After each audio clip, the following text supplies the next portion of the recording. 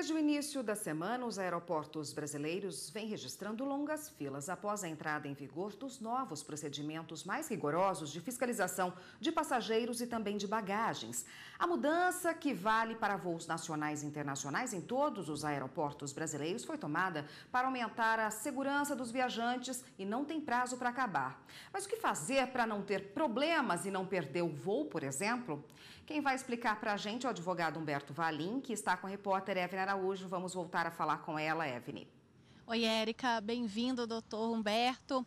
Doutor, o que acontece quando alguém espera mais de 30 minutos ali na fila do check-in?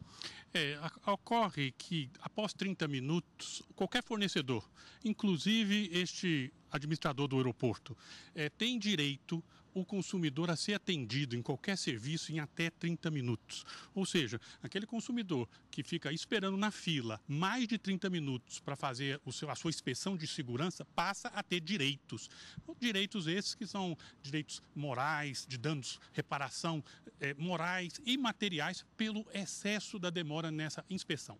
Quando há a recomendação de chegar com 2 horas de antecedência, essa é uma obrigação do consumidor? De forma alguma. Essa recomendação, ou seja, chegue 2 horas se vai viajar de manhã, chegue no dia anterior se vai viajar, ou seja, de fato o consumidor, ao entrar nessa inspeção, nessa fila de inspeção, ele deve ser atendido, qualquer que seja a quantidade de passageiros, em até 30 minutos. Ou seja, a responsabilidade por adequar a quantidade de portais de raio-x, de funcionários para fazer esta inspeção é do administrador do aeroporto. Ou seja, em Brasília, por exemplo, existe uma administradora do aeroporto de Brasília. Essa administradora, Inframérica no caso, ela é responsável por colocar a quantidade exigida pela demanda. Ou seja, mais balcões, mais raio-x para dar vazão a essa fila que não pode ultrapassar 30 minutos. O que acontece se um passageiro, porventura, por causa dessa nova regra de inspeção, ele perdeu o voo? Veja bem, o passageiro que perdeu um voo, ele tem de imediato um dano material, que é ser ressarcido da sua passagem. Mas não só o dano material, às vezes ele perdeu um evento. A responsabilidade é da operadora do aeroporto, em qualquer cidade. Ele tem que ajuizar uma ação de ressarcimento da passagem, dos danos materiais, da perca do voo, do evento, contra a operadora. Ou seja, é direito do consumidor embarcar no seu avião, desde que ele chegue 30 minutos antes para fazer a inspeção. O que fazer, né? Quem procurar, onde reclamar? O passageiro pode, inicialmente, nos próprios aeroportos, existem postos do juizado especial.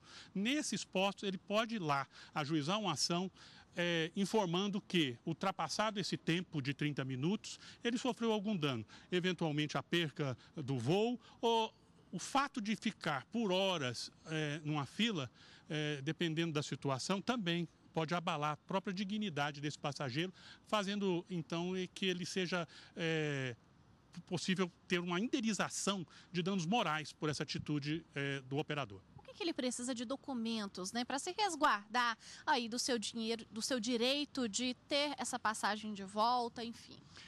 Comprovar que ele chegou a tempo e a modo. Na hora que ele fez o check-in, ele recebeu um comprovante. Este comprovante, ao passar na entrada da inspeção, começar a contar o tempo. Testemunhas, o próprio bilhete de passagem, enfim. Este consumidor consciente, conhecendo os seus direitos, porque ele paga por esse serviço, ou seja, a taxa de embarque que ele paga é justamente para remunerar esse serviço da inspeção.